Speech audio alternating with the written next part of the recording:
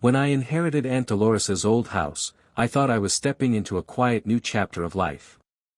The property was large, the architecture classic, and the neighborhood seemed peaceful at first glance. But moving in quickly revealed something I hadn't bargained for: the homeowners association. I had heard of HOAs before, but nothing prepared me for how intrusive, overbearing, and outright predatory this one could be. At the center of it all was Veronica Whitfield. She presented herself as a refined leader, a selfless protector of community standards. In reality, she ruled the neighborhood like a dictator, using her position to intimidate anyone who dared cross her. Within days of arriving, I received a letter claiming I was in violation of multiple HOA regulations. Cracked driveway. Out-of-code mailbox. Improper shutters. Each notice came with a fine attached, and the total was already climbing toward the thousands. It was surreal. I hadn't even unpacked half my boxes, and here I was being threatened with penalties. When I asked neighbors about Veronica, most lowered their voices. They told me she had fined dozens of families into submission. Some had even moved away rather than fight her. A few mentioned she used the HOA's funds for questionable projects, but no one dared speak openly. Fear hung over the community like a storm cloud. I tried to reason with her. I attended my first HOA meeting, documents in hand, ready to defend myself. What I witnessed was a performance. Veronica sat at the head of the table like royalty, with her allies nodding along to every word. When I asked for clarification on the violations, she cut me off, accusing me of disrespecting the board. That night, I realized this wasn't going to be a simple disagreement about rules. Veronica had built an empire of control, and I was her new target. The more I looked into things, the worse it became. She was enforcing rules selectively, punishing some families for trivial issues while letting her friends slide on far bigger problems. And the money trail didn't add up. HOA dues had risen steadily for years, yet the promised improvements never materialized. One neighbor, Beth, quietly slipped me a stack of papers. She had been keeping her own records, and they painted a damning picture: fabricated fees, questionable vendor contracts, and expenses that led back to Veronica herself. Beth's words still echo in my mind: "You're not the first she's tried to bleed dry. But you might be the first who can stop her." I had a choice: pay the fines and live under her thumb, or dig deeper and risk becoming her biggest enemy. It wasn't even a choice. Once Beth handed me her collection of records, I knew I had to look closer. She wasn't just a concerned neighbor, she had been tracking Veronica's moves for years. Every fine, every expense, every suspicious invoice, she had it catalogued. As I studied the papers, a pattern emerged. Veronica wasn't just bending the rules, she was creating her own system of control. Fines that should never have existed. Repairs that were billed but never completed. Landscaping contracts paid to companies that didn't seem to exist. This wasn't incompetence. It was deliberate. The next morning, I walked the neighborhood. House after house bore signs of Veronica's reach. One family had received citations for improper holiday decorations, because their lights stayed up too long. Another had been fined for a swing set that apparently lowered property values. Yet Veronica's close friends had broken fences, peeling paint, and cluttered yards with no consequences at all. It became clear, the HOA wasn't about keeping the community beautiful. It was Veronica's personal kingdom. At the next meeting, I tried again to raise questions. Calm. Direct. Nothing aggressive. I asked about financial transparency, about where dues were going, about the sudden rise in emergency expenses. She smiled, but her eyes flashed with irritation. "Mr. Reed," she said smoothly, "perhaps you don't understand how we do things here. We have standards. If you can't respect them, maybe this isn't the right neighborhood for you." Her allies chuckled quietly, enjoying the show. The message was clear: comply or leave. But I didn't back down. I began keeping my own records. Every letter, every conversation, every suspicious fee, I documented it all. My background in cybersecurity had trained me to think like an investigator, and now I was putting those skills to use. Soon, I noticed her tactics escalating. Notices arrived in the mail almost weekly. Lawn too long. Trash can visible. Driveway improperly sealed. Each violation carried another fine. It wasn't about maintenance. It was about pressure. She was trying to push me out. One night, as I sat at my desk surrounded by stacks of papers, I realized what she was really doing. This wasn't just harassment. It was fraud, on a scale bigger than I had imagined. Beth called the next morning. "She's been at this for years," she said. "But nobody's ever had the evidence to stop her. Until now." Her voice carried both fear and hope. Fear of retaliation, because Veronica had a long memory and a cruel streak. But hope, because maybe, just maybe, the truth was finally catching up.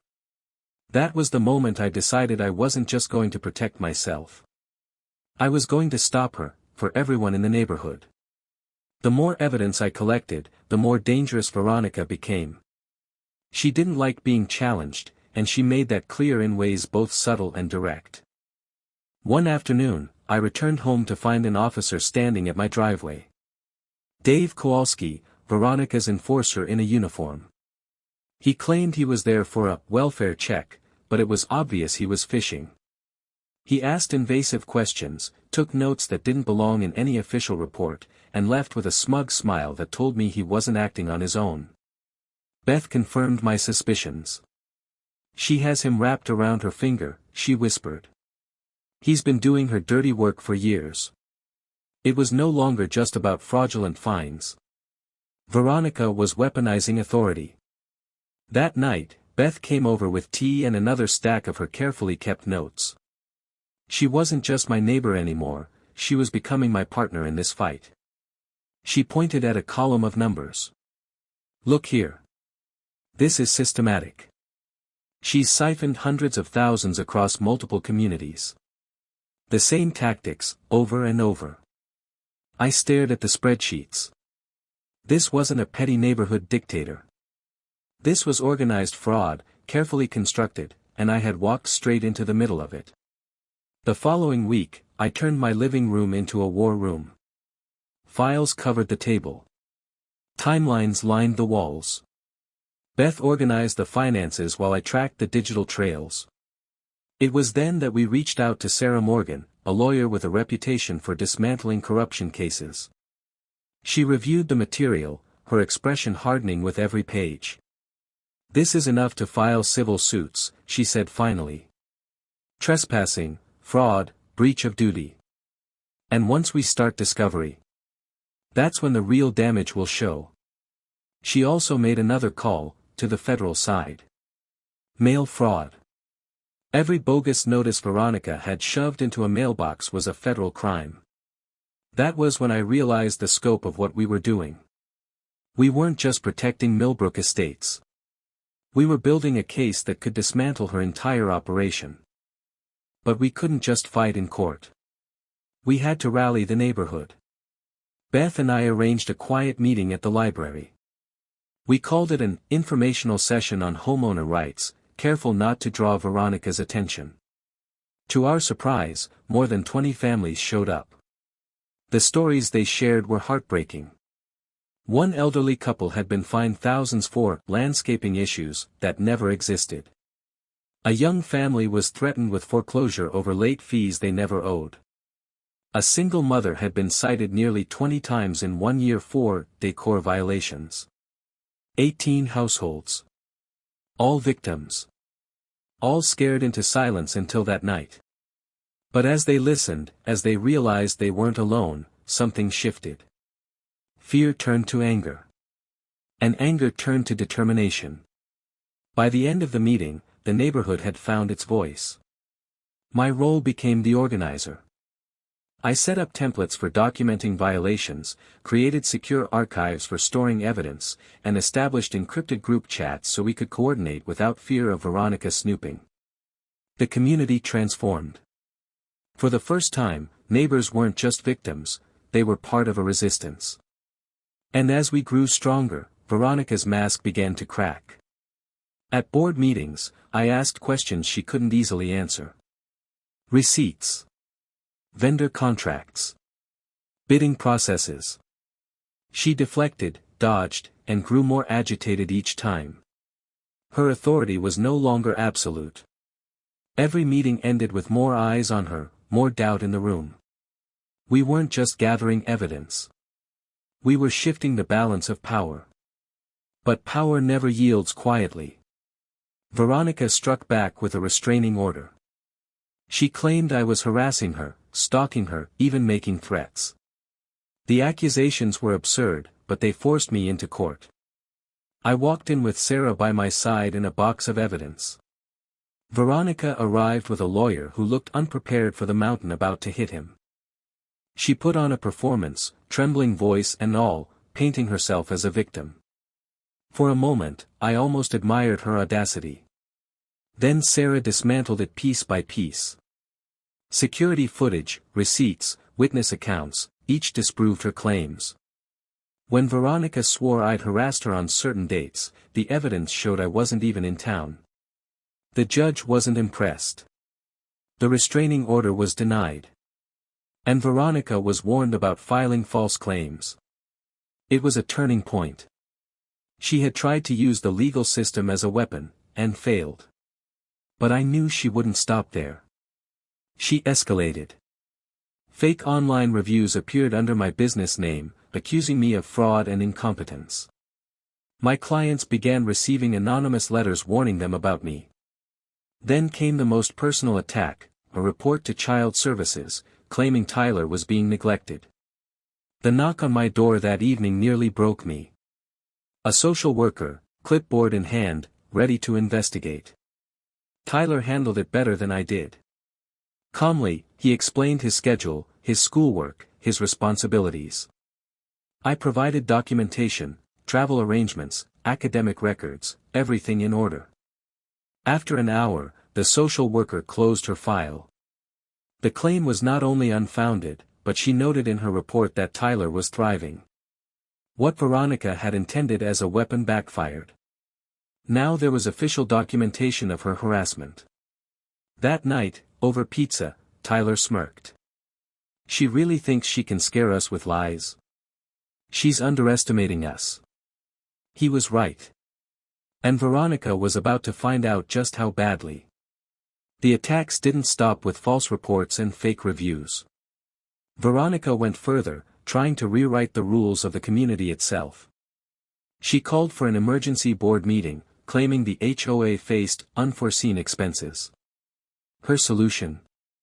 A special assessment, $15,000 per household. The announcement stunned the room. For some families, that amount was more than their savings. For retirees, it was devastating. But Veronica wasn't shaken. She delivered the news with her usual smile, as if this financial ambush was nothing more than routine business. What she hadn't counted on was how much the neighborhood had changed.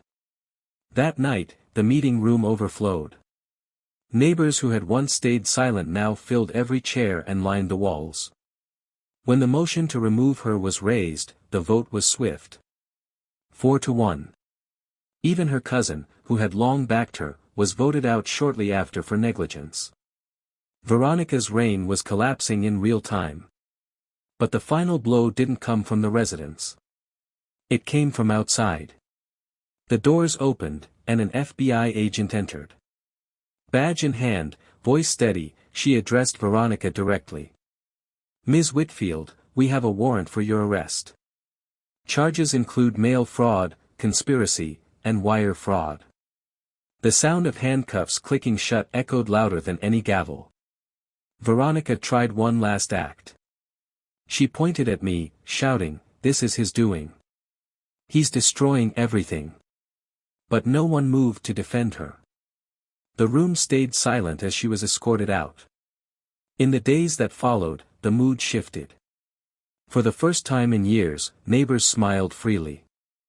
A potluck was organized to celebrate, and instead of fines or warnings, invitations were left on doorsteps. But while Veronica was gone, the mess she left behind was massive. 3 weeks later, the city council convened a special hearing. The scandal had spread beyond Millbrook.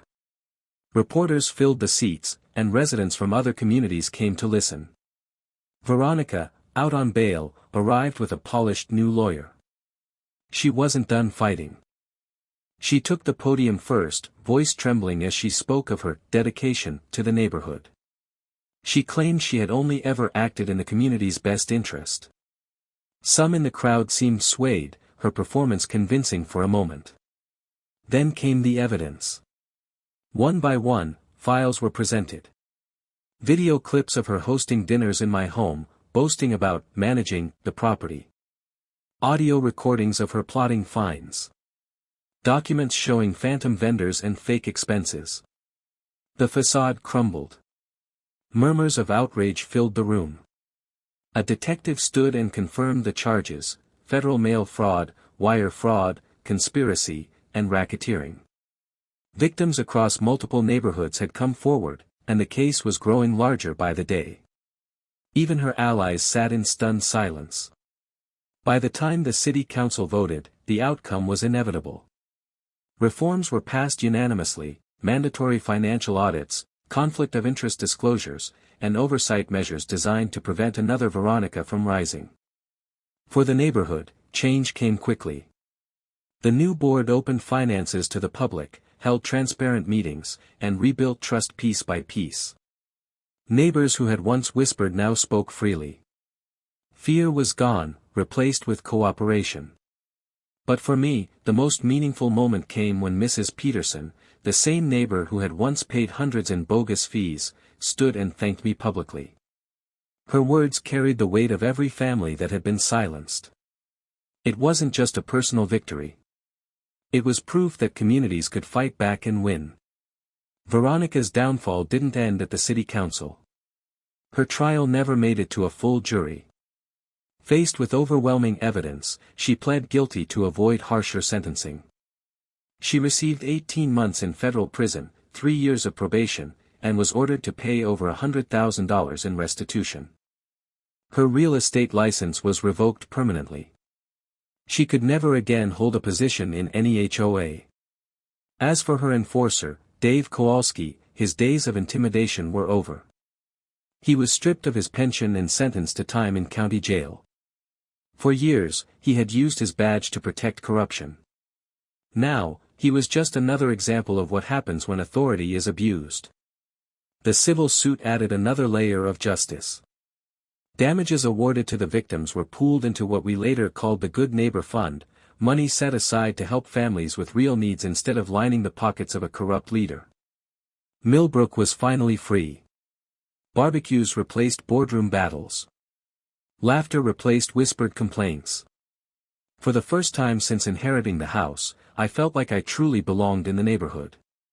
And while Veronica's empire of intimidation had collapsed, something better had been built in its place, a community that refused to be silent ever again. The neighborhood began to heal, but the story was far from over. What Veronica had built wasn't just a corrupt HOA, it was a system of fear and silence. Undoing that damage took time. The Good Neighbor Fund became the symbol of change. What had once been stolen through fraudulent fees was now redirected to help families. When the Johnson's furnace broke down in the middle of winter, the fund covered repairs immediately. When Mrs. Peterson faced unexpected medical bills, neighbors rallied through the fund to ease her burden. People began to see what an HOA could be when it was run with honesty instead of greed. Beth took the lead in organizing workshops on homeowner rights. She had always been meticulous with her records, but now she used those skills to teach others. Residents learned how to read bylaws, track budgets, and challenge improper fines. Families from nearby neighborhoods attended too, realizing they weren't alone in their struggles. I remember one man standing at the back of the room, his voice shaking as he said, "For years I thought I had no choice but to pay whatever they demanded. Tonight I realize I can fight back." Moments like that showed me we weren't just fixing Millbrook. We were inspiring something larger. The new board, though small, worked tirelessly. Transparency became the rule. Every financial report was posted online. Meetings were open and civil, no longer a stage for intimidation. Contracts were awarded fairly, with real bidding and oversight. It was almost shocking to see how quickly things changed once fear was gone. Neighbors who had once avoided meetings now volunteered for committees. Disputes that would have once sparked threats were solved with calm discussion. Beth leaned over to me after one meeting and said, "We're proving an HOA can actually work the way it's supposed to." She was right. Property values even rose, not because of endless fines, but because buyers wanted to live in a community that was run with integrity. The ripple effects went beyond Millbrook. Word of Veronica's downfall spread quickly. Journalists covered the case, calling it one of the most significant HOA scandals in the state. When the federal charges were filed, national outlets picked up the story. Soon, lawmakers were paying attention. What started as a neighborhood fight grew into momentum for statewide reform. The legislation that followed was dubbed the Homeowner Protection and Transparency Act, though most people began calling it Marcus Law. It required quarterly financial audits, forced disclosure of conflicts of interest, and gave homeowners new legal tools to challenge abusive boards. Other states began adopting similar measures. It was humbling to realize that a battle I hadn't asked for, one that started with a few bogus fines, had become a blueprint for change across the country. Meanwhile, my own life shifted in ways I hadn't expected. My cybersecurity consulting business grew rapidly. Companies saw how I had exposed Veronica's fraud and wanted those same skills protecting their systems. Contracts poured in faster than I could handle, and for the first time in years, stability felt within reach. Tyler thrived too. He was in his last year of high school, balancing soccer, academics, and helping around the neighborhood. The fight with Veronica had left its mark on him, but in a strange way, it made him stronger. One evening he told me, "Dad, I've learned more about justice from this neighborhood than from any textbook." I could see the truth in his eyes. The struggle had given him perspective, and maybe even direction for his future. The neighborhood's transformation was visible in every small act. Instead of whispered complaints, neighbors exchanged smiles. Instead of fear, there was trust. The Good Neighbor Fund grew each month. Donations came in steadily, not just from residents but from people in surrounding communities who had followed our story. Volunteers offered their time and skills. It was no longer about survival. It was about building something stronger than before. And through it all, Beth remained the steady anchor. She was more than the keeper of records now, she was the voice of encouragement, the one reminding us that change was possible. Without her persistence, none of it would have happened. Looking back, it was strange to think how it had all started. A single inherited house. A single corrupt president. And a single decision, not to stay silent. What Veronica had meant for control had instead sparked a movement. And for the first time since I'd set foot in Millbrook, the future didn't feel heavy. It felt hopeful. By the third year after Veronica's removal, Millbrook was unrecognizable compared to the place I had first moved into.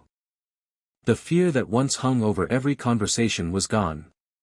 Board meetings were no longer hostile spectacles. Neighbors didn't dread opening their mailboxes. The atmosphere of intimidation had lifted, and what remained was a community finally learning how to breathe again. The Good Neighbor Fund became more than a safety net. It grew into a source of pride. Families contributed not because they feared fines, but because they wanted to support each other. When the Thompson kids needed new equipment for school sports, the fund helped. When a storm knocked out power for days, volunteers coordinated supplies and temporary lodging. For the first time, the HOA's name was tied to generosity instead of greed. Beth often joked, "We turned a slush fund into a lifeline." She wasn't wrong. Outside Millbrook, the story continued to spread. Journalists wrote follow-up pieces, calling it a model for reform. At conferences, I was invited to speak about what had happened, not just as a homeowner who fought back, but as someone who helped spark broader change. The Homeowner Protection and Transparency Act, once limited to our state, was adopted in several others. By the fifth year, it had been passed in nearly a dozen states, each adapting it to fit local needs. Audits uncovered embezzlement in communities hundreds of miles away. Families reclaimed money they had thought was lost forever. Every time I heard about a victory elsewhere, I thought about the night Beth handed me her records and whispered, "You might be the one who can stop her." She had been right, but neither of us imagined how far the impact would reach. Meanwhile, life at home shifted too. Tyler graduated high school and headed to college. His experiences in Millbrook had shaped him more than either of us realized. He became involved in student government, always the one pushing for transparency and fairness. Over dinner one evening, he told me, "I don't just want to study politics. I want to change systems that let people like Veronica thrive." Hearing him say that filled me with pride. He wasn't just moving on from the fight, he was carrying its lessons forward. The house itself took on a new role. Where it had once felt like a battlefield, it became a gathering place. Neighbors stopped by not out of fear, but to share food, stories, or simply laughter. Every spring, we hosted a block party in the yard. What had once been a symbol of division became a backdrop for unity. Kids ran across the grass, music played, and people who had once whispered about fines now shared casseroles and barbecue. It was exactly what Aunt Dolores had envisioned when she left me the house. This home was meant to bring people together, she had written in her journal. And at last, it did. The documentary only amplified the message. What started as a local project grew into something much larger. Screenings were held at universities and town halls. Advocacy groups used it to teach homeowners how to defend themselves. I received messages from across the country. Families in Arizona, Florida, and Oregon wrote to say they had watched the film, followed the same strategies, and beaten their own abusive HOAs. Each note reminded me that our fight had become more than personal. It was a story of resistance, one that others could use as a guide. Even years later, I sometimes thought about Veronica. Not with fear, but with a strange sense of perspective. She had tried to build an empire on control, but all she succeeded in doing was exposing the flaws in the system. Her downfall had forced change in ways she never could have imagined. Her legacy wasn't the power she once wielded. It was the reforms that ensured no one else could follow in her footsteps. Irony has a way of writing its own ending. Looking around Millbrook, I saw more than just houses. I saw resilience. Families who had once been silenced now stood tall. Children who had grown up under intimidation now played freely. And a neighborhood that had once felt broken now stood as proof that communities could fight back and win. It wasn't a perfect ending, no community ever is. But it was enough. And for the first time since stepping into Aunt Dolores's house, I felt at peace. By the fifth year after Veronica's removal, Millbrook Estates had become a symbol of transformation. The place once defined by fear and fines now carried a reputation for fairness, transparency, and community spirit. The Good Neighbor Fund continued to grow. What started as restitution money had become a permanent program. Families donated willingly, proud to know their contributions were helping neighbors instead of feeding corruption. The fund covered everything from emergency repairs to scholarships for local students. When storms caused damage, volunteers organized cleanup crews. When a single parent faced unexpected bills, neighbors stepped in to help. Beth often laughed about how far things had come. We turned the worst scandal this neighborhood ever saw into its strongest foundation. Her records, once hidden in fear, had blossomed into a movement that reached far beyond our streets. Our block parties became annual traditions, drawing families from across the county. Food trucks lined the street, kids played games, and music carried into the night. For people who had once avoided each other out of fear of citations, it was nothing short of remarkable. One neighbor told me during one of these gatherings, "I used to be afraid every time I opened my mailbox. Now I look forward to seeing what new event is planned." It was proof that healing wasn't just possible, it was happening. The impact of Marcus law grew as well. What began as a state-level reform spread steadily. By the 6th year, 10 states had adopted variations of it. Quarterly audits exposed embezzlement schemes, and conflict of interest rules prevented board members from hiding behind secrecy. I was often invited to conferences, not as a victim, but as someone who had turned a fight into change. Lawmakers, advocates, and everyday homeowners asked questions, shared stories, and looked to Millbrook as an example. One senator shook my hand and said, "Your neighborhood's fight gave us the courage to push this law forward. You've changed more lives than you realize." I didn't know how to respond. All I could think about was Aunt Dolores's journals, her careful notes about community gatherings, and her belief that the house she left me was meant to bring people together. Somehow, she had been right all along. Tyler, meanwhile, had grown into the man his aunt would have been proud of. College had given him a wider stage, and he used it to advocate for fairness and accountability. He became known for his persistence and his ability to speak clearly about systems that needed change. When he told me he wanted to apply to law school, I wasn't surprised.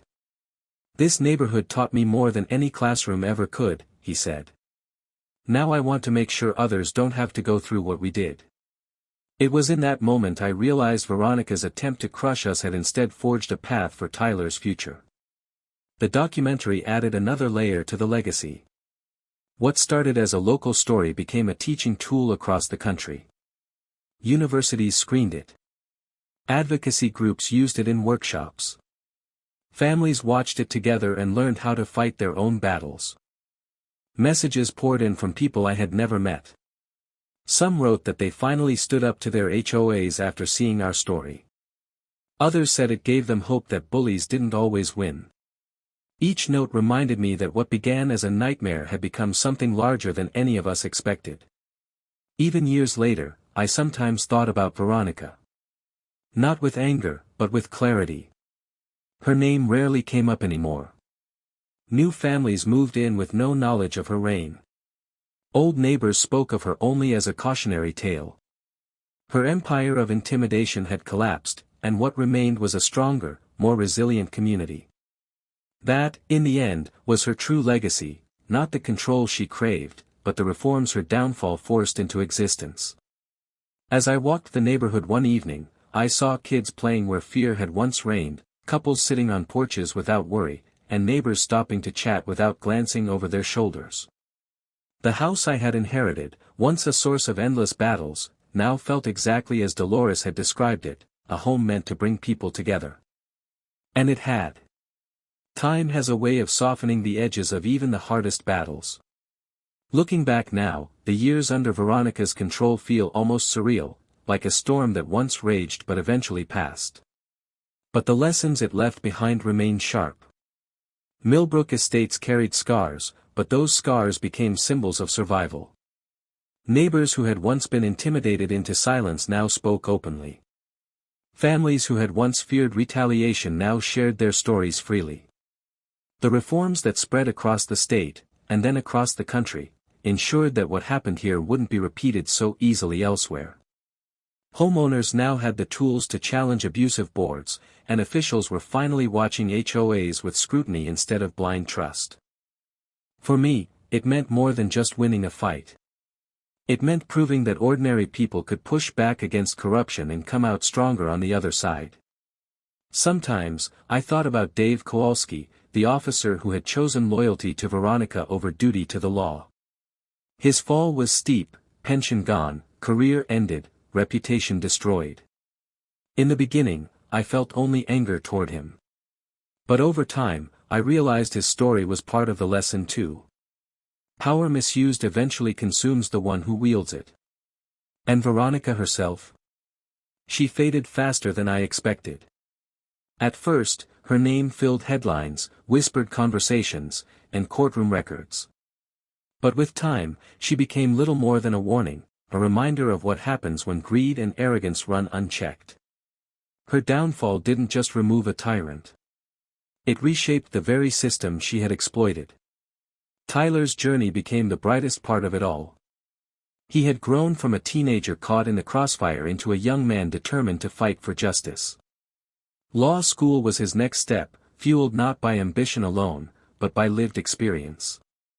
"This place gave me purpose," he told me once.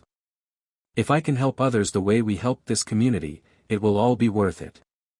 In his eyes, I saw Dolores's spirit, her kindness, her determination, her belief that one home could hold something larger than itself. The house she left me no longer felt heavy.